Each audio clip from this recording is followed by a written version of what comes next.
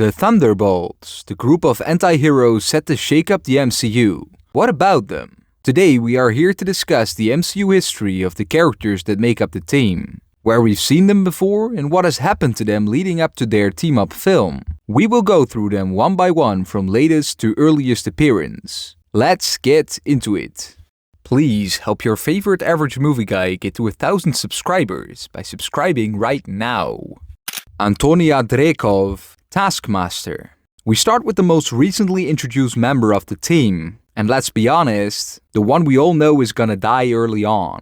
Taskmaster was introduced as the villain in Black Widow in 2021, revealed to be Antonia Dreykov, the daughter of General Dreykov, the head of the Red Room. Years earlier, Natasha Romanoff believed she had killed Antonia in an explosion. However, Antonia survived and was horribly injured. Her father used advanced technology and brainwashing to turn her into Taskmaster, a silent, deadly assassin who mimics any fighting style she sees. Throughout the film, Taskmaster relentlessly hunts Natasha and Yelena. In the end, Natasha discovers Taskmaster's true identity and frees her from Dreykov's mind control. In Thunderbolts, Taskmaster's character will be portrayed as a skilled and conflicted individual, striving to redefine herself in a world that once manipulated her, but probably will meet her tragic end if we are really being honest. Is he God? Alexei Shostakov, Red Guardian. Red Guardian was also introduced in Black Widow in 2021. He is portrayed as Russia's answer to Captain America. He was once a proud super soldier working for the Soviet Union and posed as the father of Natasha Romanoff and Yelena Belova during an undercover mission in Ohio. Although their family was fake, the bond they formed left a lasting impact on all of them. After the mission ended, Alexei was discarded by the very regime he served and imprisoned for years. When Natasha and Yelena break him out of prison years later, he's out of shape, full of ego, but clearly yearning for connection. Throughout the film, while he's still ridiculous and flawed, he becomes something closer to a real father than he was ever before. In Thunderbolts, while he brings muscle and humor, there will also be a thread of melancholy and pride clashing in him. He's still the guy who wants to be a hero even though the world's moved on. It's shaping up to be a more introspective version of Alexei, mixed in with chaos and punches as can be expected. I want to break something. Yelena Belova. Now we get to the third member originating from the Black Widow film, thus also introduced in 2021, as a former assassin and a sister-like figure to Natasha Romanoff's Black Widow. Yelena was trained alongside Natasha in the Red Room, a Russian spy program that creates elite female operatives. The story follows Yelena seeking revenge against the mastermind behind the Red Room, the already mentioned General Dreykov. Yelena's journey is one of reclaiming her autonomy. By the end of the film, Yelena is no longer bound to the Red Room, and she gains a sense of freedom, though her story continues in the larger MCU, with the post-credit scene hinting to her appearance in Hawkeye the same year. Yelena's story picks up following Natasha Romanoff's death in Avengers Endgame. Yelena is still processing her grief and trying to find purpose. She is hired by Valentina Allegra de Fontaine to track down Clint Barton's Hawkeye, whom Valentina falsely tells Yelena was responsible for Natasha's death. Yelena initially sees Clint as her enemy and confronts him and Kate Bishop in a series of intense and funny encounters. However, as the story progresses, Yelena discovers the truth about Natasha's sacrifice on Vormir, and realizes that Clint was not responsible for her sister's death. By the end of the show, Yelena is no longer focused on revenge. She gains clarity about her role in the world and the family she lost. This sets up her appearance in Thunderbolts, becoming a central member of the team, being front and center in the narrative. Yelena will be depicted as a profoundly changed individual, beginning from a place of darkness and uncertainty, and the film will explore her journey towards self-discovery in connection with her teammates. But she will also probably bring her signature deadpan comedy and kick-ass fighting to the film. This thing that you do when you whip your hair when you're fighting. John Walker, US Agent. Now we get to a member we have only seen once, but have seen a lot of. John Walker was introduced in The Falcon and the Winter Soldier in 2021 as a highly decorated US Army officer, chosen by the US government to be the new Captain America after Steve Rogers' retirement. Walker struggles with the pressure of living up to Steve Rogers' legacy, while facing immense personal and professional challenges. His sense of duty becomes increasingly warped, particularly after the death of his friend Lamar Hoskins, during a confrontation with the Flag Smashers. Seeking vengeance, Walker uses the super soldier serum, which amplifies his abilities but also exacerbates his unstable mental state. In a pivotal moment in the show, Walker brutally kills a Flag Smasher in front of onlookers, an act that leads to his dismissal from his role as Captain America. Despite his fall from grace, Walker does not lose his desire for justice and tries to carve out his own path, eventually becoming the anti-hero US agent, a darker version of the Captain America mantle. This leads him right into Thunderbolts. It is hard to say what he will be in the film exactly, but he embodies themes of redemption and the complexities of living up to a legacy. At least he is sure to bring his super soldier powers and patriotism to the team. Do you really want his blood on your hands? Valentina Allegra de Fontaine. Now we get to someone who isn't really a member of the team, but the person who forms the team. Val first appeared in Falcon and the Winter Soldier in 2021, as a mysterious and enigmatic character with a clear agenda. She approaches the already mentioned John Walker after he is stripped of his Captain America title. She presents herself as someone with connections and influence, telling Walker that taking the super soldier serum wasn't a bad decision, and that he's more valuable than the government thinks. Val next appeared in the post-credits scene of Black Widow later that year, where she meets with Yelena Belova at Natasha Romanoff's grave, an encounter I have already mentioned before. The two clearly have an existing working relationship, suggesting Val has already recruited Yelena in some capacity. Val's last appearance came the following year, in Black Panther: Wakanda Forever, where she emerges from the shadows and steps more fully into the spotlight, revealing just how far her influence reaches. No longer just a mysterious recruiter or a sarcastic strategist, Val is now the director of the CIA, and also apparently the ex of Everett Ross. Her involvement in the story weaves through the conflict over vibranium. Val sees an opportunity.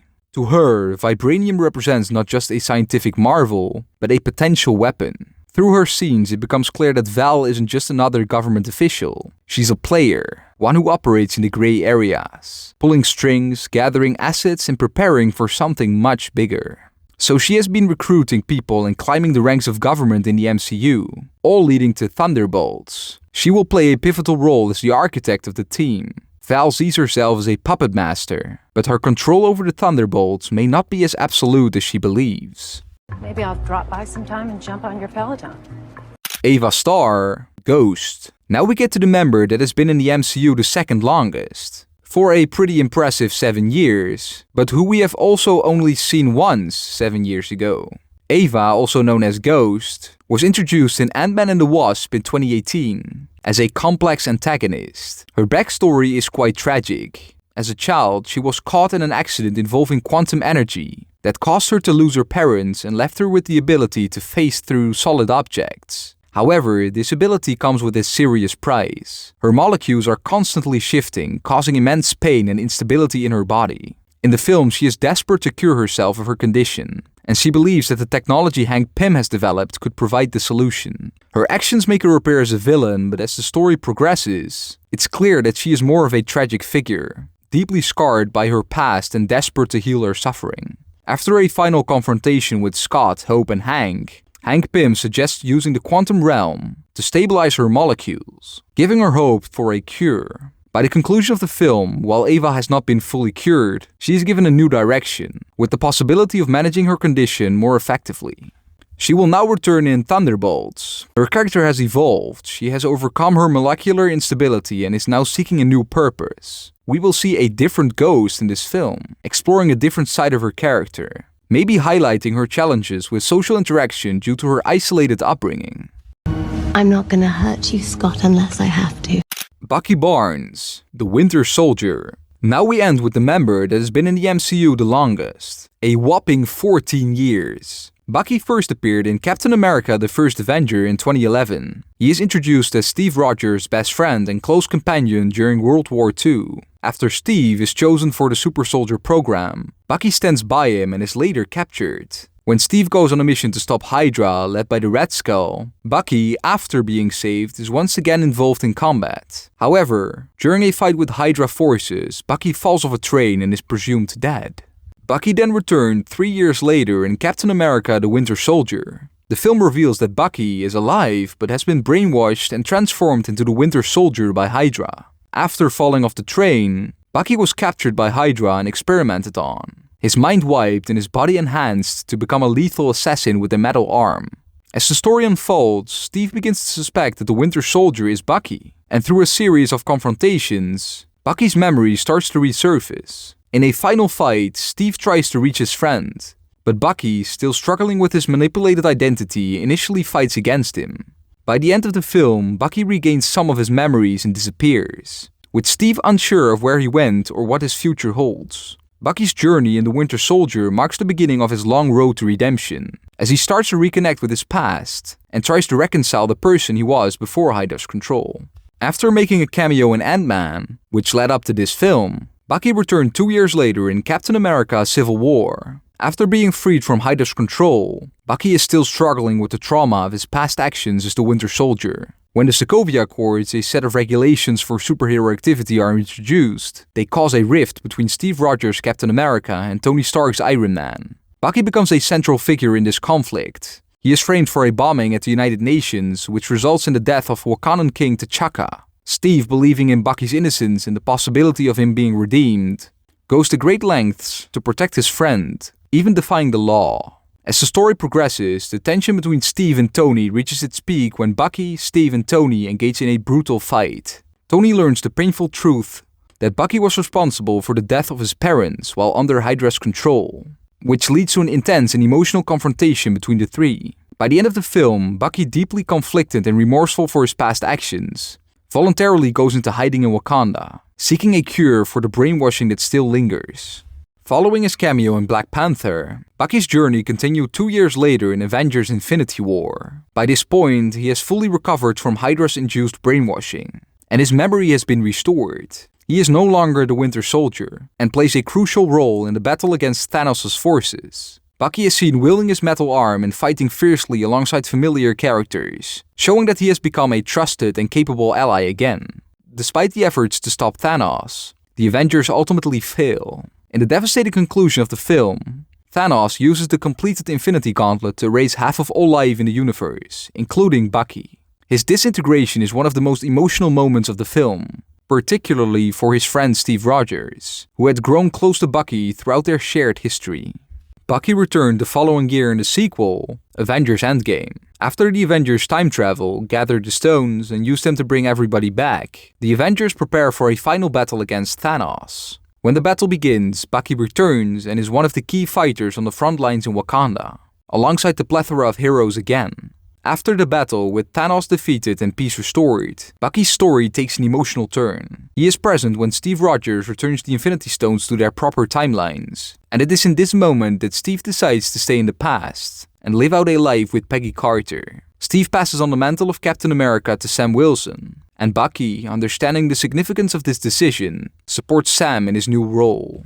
Bucky returned 2 years later in The Falcon and the Winter Soldier. In the show, he is now grappling with the trauma of his past as the Winter Soldier. After being freed from Hydra's control, he struggles with the feelings of guilt over the atrocities he committed while under their influence. Throughout the series, Bucky seeks redemption by attempting to make amends for his past actions. At the same time, Bucky is also tasked with helping Sam Wilson navigate the legacy of Captain America's shield, which becomes a central point of conflict in the story, with the already mentioned John Walker and eventually Val being involved. His journey is one of healing, reconciliation, and friendship, particularly with Sam as they work together to defeat new threats like the Flag Smashers. By the end of the series, Bucky has grown, forgiven himself to some extent, and has taken steps towards creating a new, more peaceful life, though he acknowledges that his journey to full redemption is still ongoing. Bucky then shortly returned 4 years later in Captain America: Brave New World. He appears in a scene where he consoles Sam Wilson. Bucky has also embraced a new path, transitioning from a life of espionage to engaging in public service as a congressperson. Now everything, the 14 years, have all led to Thunderbolts. Bucky sees himself reflected in these other broken, morally grey characters, people trying to move forward despite their pasts. He will serve as the de facto leader of the team, probably taking on a role similar to Randall McMurphy from One Flew Over the Cuckoo's Nest, someone who enters a chaotic environment and works to unite its members. Bucky's entire arc is by far the longest and deepest of all members of the team, which also means it will be harder for him to surprise us as a character. A semi-stable 100-year-old man. And there you have it, the history of the members of the Thunderbolts in the MCU. Looking at their history, some members have crossed paths already. It's gonna be a Falcon and the Winter Soldier Black Widow sequel, with some Ant-Man sprinkled in, creating an interesting dynamic. Now let me ask you, which member of the team is your favorite? Are you excited for Thunderbolts? Let me know in the comments below, and be sure to subscribe for more videos like these. I have been Dean, the average movie guy on your screen. Big thanks for watching. See you next time. Roll the credits.